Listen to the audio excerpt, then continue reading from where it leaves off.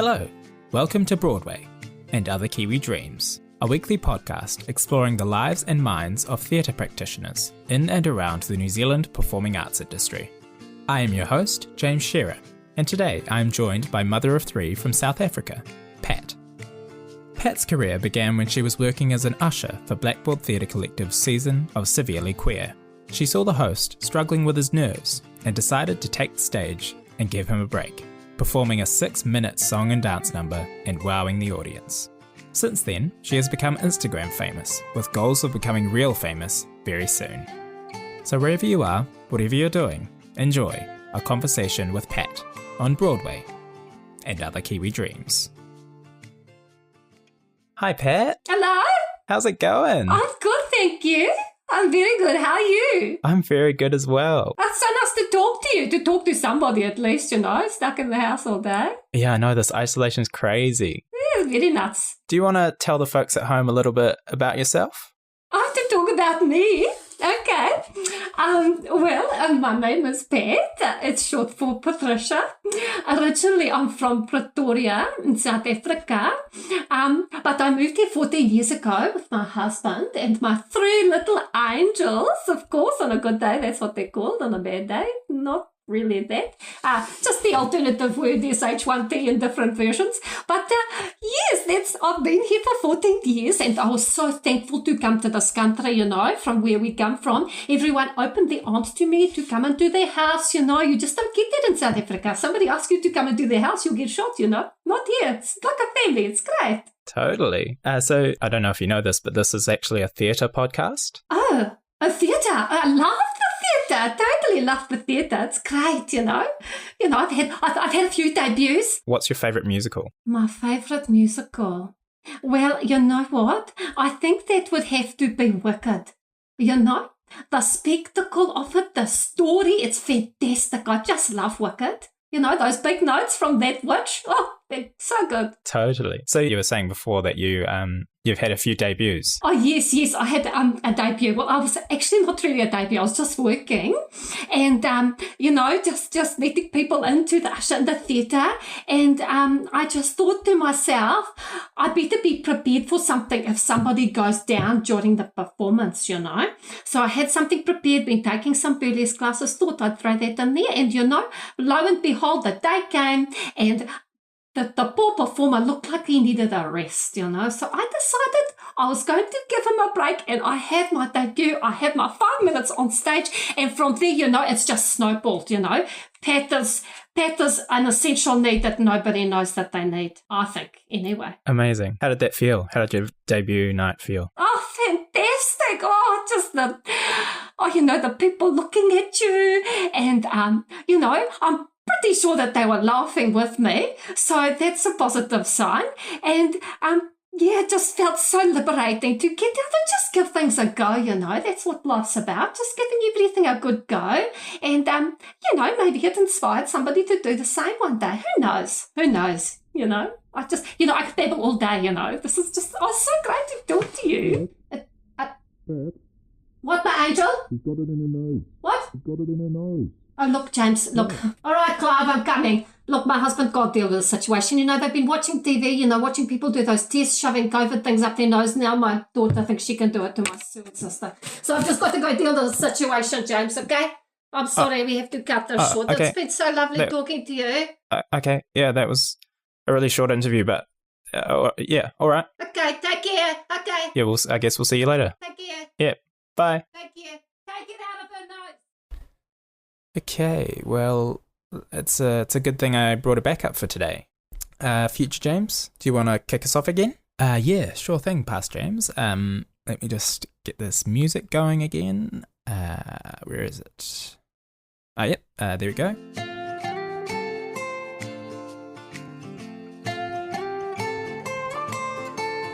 Hello, and welcome to Broadway and Other Kiwi Dreams, blah, blah, blah, blah, blah, blah, a weekly podcast exploring the lives and minds, blah, blah, blah. I am your host, James Shera, and I am joined today by tap dance and mother extraordinaire, Hilary Moulder.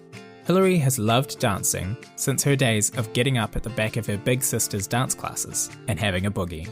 Since then, she has gone on to study and work in the performing arts industry, even having a brief stint at Euro Disney Paris as Mary Poppins. So wherever you are, whatever you're doing, enjoy a conversation with Hilary on Broadway and other Kiwi dreams.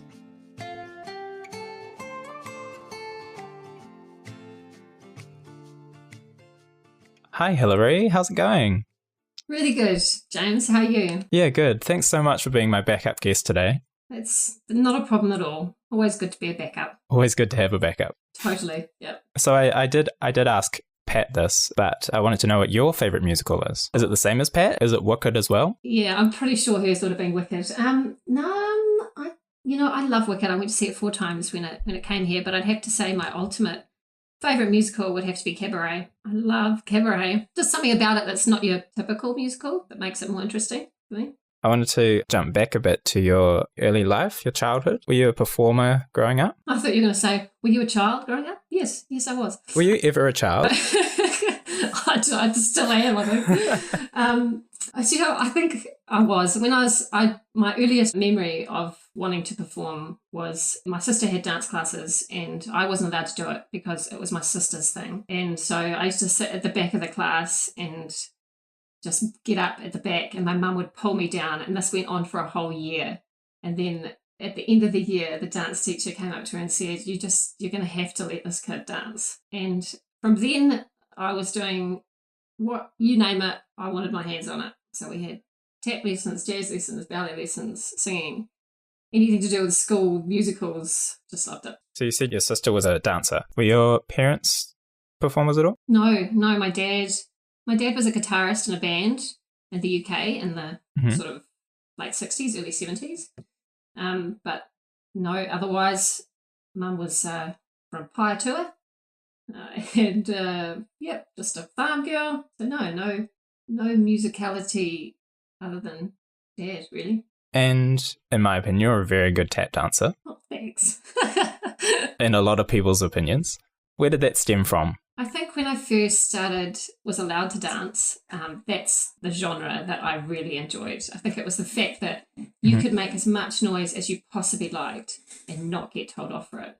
And that was me. I could never sit still as a kid. And my dance teacher sort of saw that in me, and she became like a second mum. I used to go around to her house a lot and watch all the old, Shirley Temple videos and Fred Astaire, Ginger Rogers. And then I started doing comps from there. And I just loved it. You can make so many rhythms, so many beats, so musical, but at the same time, loud. You can hear it. Awesome. Totally. Did you perform in high school? Yeah, I did. The last 2 years of primary, we had musicals, which was quite cool. One was called Chic, Rattle and Roll, was set in Arabia. And amazing. It was like, a weird version of Aladdin. But that was great fun. And then as soon as I got to high school, I was like wanting to do everything. I returned to the Forbidden Planet, Oklahoma, me and my girl. Alice in Wonderland. Yeah, some cool musicals. Very musical high school. That's cool. So next question is, what is your dream role to play that you haven't played already? Oh, well, that goes back to my favourite musical, Cabaret. I would love to play Sally Bowles. That's a dream character. She's epic dancer. She sings. She's got emotion. She's not just a girl lost and then finds a dude and all that shit. Yeah, it's kind of the whole package, eh? Yeah. So that would be an awesome challenge. Hopefully.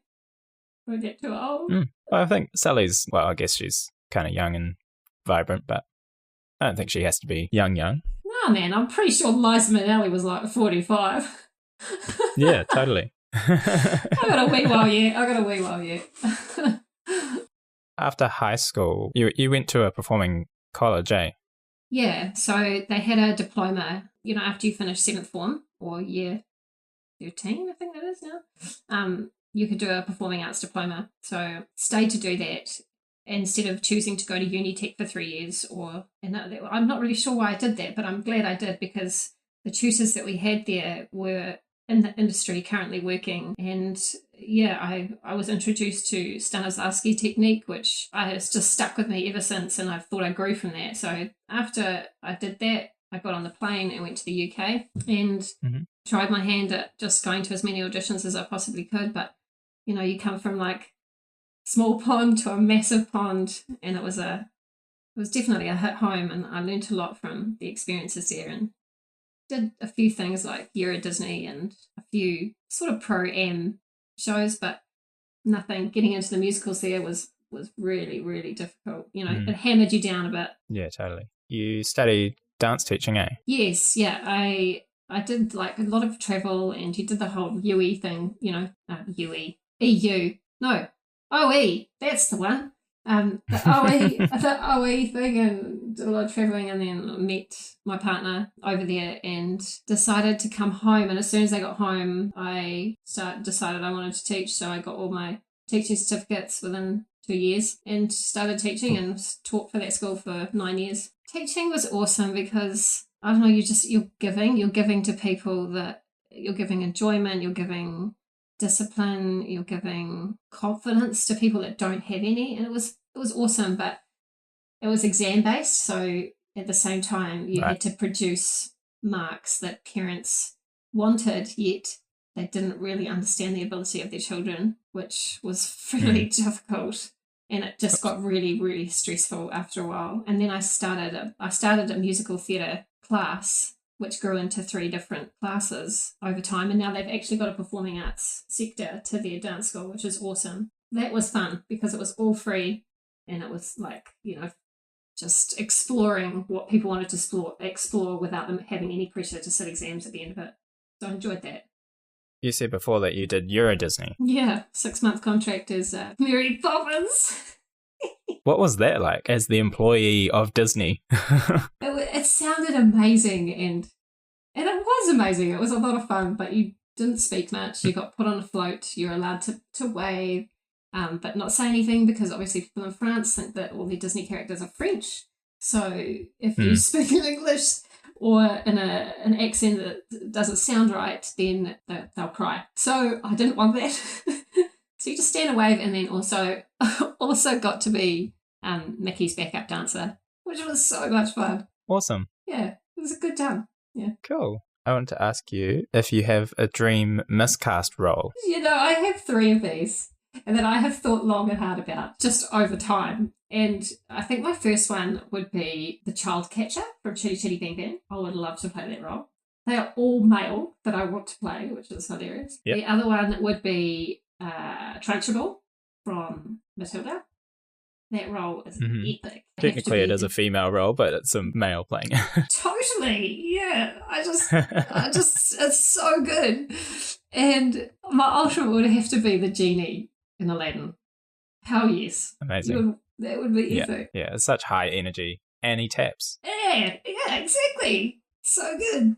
Yeah, I just want to be blue, really. That's the main thing. It's blue. More recently, you've done a bit of stuff with the Court Jesters. Yeah. Last year I decided that, I don't know, if you're always challenging yourself, then you're always growing.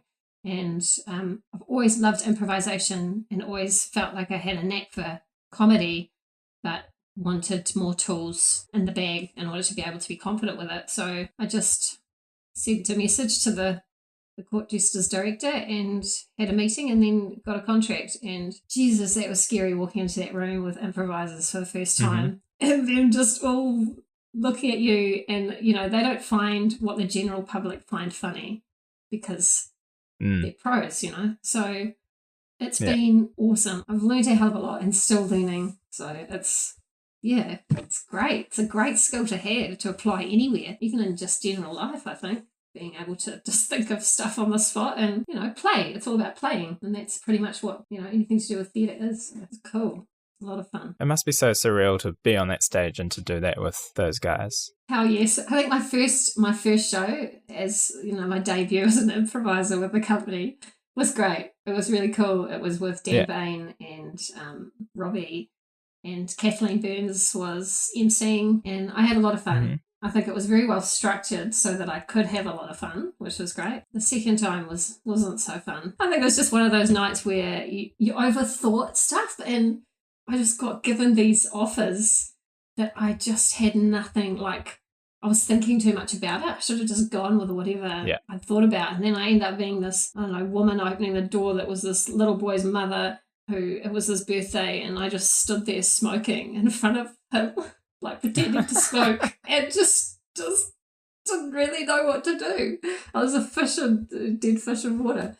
But after that, they got progressively better, thank God. I think the key is just not to care. Yeah, totally. I can imagine that you probably wouldn't remember much of each show because it just goes so quickly and you're like thinking in your feet so much. You're just in and out, eh? You walk off stage going, what the fuck just happened? What just happened? It's hilarious. And then you stay up till like 3 o'clock in the morning thinking about it, over analysing everything. But it's such an adrenaline kick. It really is, it's great. Yeah, try it. Go on, James. You get out over there and you go do it. Okay. Maybe. When I get back to Christchurch. Yes, do it. I'm always kind of interested in what people do when they're not performing. Obviously, you're a mother of 3 children, which is a massive, massive job. Yeah. But apart from that, what do you kind of spend your time doing? Gosh, it takes up a lot of my time, actually. I don't know. I think whatever I do, I'm an active relaxer, so I can't sit down and just zone out and watch Netflix or, stick to one book and read it for half an hour.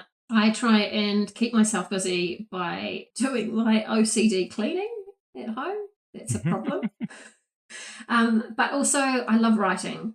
Anything, just writing poetry or writing, I don't know, silly things that come into your head. That keeps me active. Yeah, I struggle to sit. So I think having kids is actually really handy because it always keeps you busy. You've always got something to do. I don't even know what else I do. I love to tap. I love music. And I love doing creative, stupid shit. Coming to creative, stupid shit, this is a spoiler warning for anyone that doesn't want to know more about Pat. Pat is you. Yes. Surprise. Surprise! Oh, she's one and the same, Where did that come from? Oh my God. It's a hilarious story, actually. I was missing a friend who lives in Auckland now, and I'd moved to Christchurch, and I've done a South African accent for him before because my husband's South African. And so I decided, because I missed him and he was going on Canada for a holiday with his boyfriend, that I'd send him a video in the South African accent, and I just came up with Pat, from absolutely nowhere, and wrote him this song because I knew his next project was something to do with pride, and then sent him a video saying, hello, I'm sorry, Hillary's told me about you, and I just decided I wanted to send some love to you, and you inspire me. And he took that video and decided to use it. And that's how I got Pat out into public arena in Severely Queer. And just as a little guest spot. And then from there. So was that the first public foray of Pat in Severely Queer? Yeah, never done Pat before. It came out of nowhere, and then now it's kind of snowballed into a real character. It's amazing. Yeah, it's cool. It's cool because I feel like I've got so much to do with this character, but I don't know where yet. It unfolds itself. She unfolds herself. How do you come up with the ideas for like the videos and stuff? Because I feel like it's partly your experiences, eh? Yeah, 100%. I don't know. Myself as Hillary, I'm actually quite an introverted person when it comes to being in social situations or, within the theatre world. I'm quite an introvert. And I think Pat allows me to be me through her. Yeah. With, little quirky things, but it just comes to me. And I think as you go through I could go on and on about supermarkets. God knows why, but there's just so much funny stuff that happens at supermarkets. I just have these ideas, and then I write stuff down, and then I leave it, and then I come back to it. I don't know. I think they're funny, and as Pat, I don't care if anybody else finds them funny or not. I just want to share. I just want to give. Yeah, it's actually therapeutic. Yeah, it's that thing of just always be creating, eh? 100%. That's what it is. So this podcast is called Broadway and Other Kiwi Dreams. And that's because it's one of my dreams to be a professional performer, not necessarily on Broadway, but, just in that arena. So I was wondering what your Kiwi dream is. To be honest, I feel like I'm actually living it. I get to perform at a professional level. I feel like I'm growing each time I perform and gaining new experiences from watching other people. And the main thing is that I'm giving. You're giving to people And I think that's the one thing that I've always loved about theatre, is that you're just giving for the sake of giving, the talent that you have, and it's fun and you get paid for it. I couldn't be happier. I wouldn't want to be greedy. I don't want to be famous. I don't have any aspirations to be big or to have a name known, but just to be happy performing and learning. Be happy performing and learning. Kiwi dream, tick. Kiwi dreams, tick. Hi everyone, thanks for listening. I hope you enjoyed diving into the life and mind of Hilary Moulder, and of course, of Pat. You can find both Hilary and Pat on Instagram @MoulderHilary. If you haven't already, go follow the podcast on Spotify. All episodes go live there hours before I share on social media, so if you follow there, you can get in and listen early. You can find us on Facebook, Instagram and Twitter, as well as on our website. All of those links are in the description. Join me next week as I talk to a Potterhead who recently went on his own Harry Potter-esque journey to Scotland on Broadway and Other Kiwi Dreams.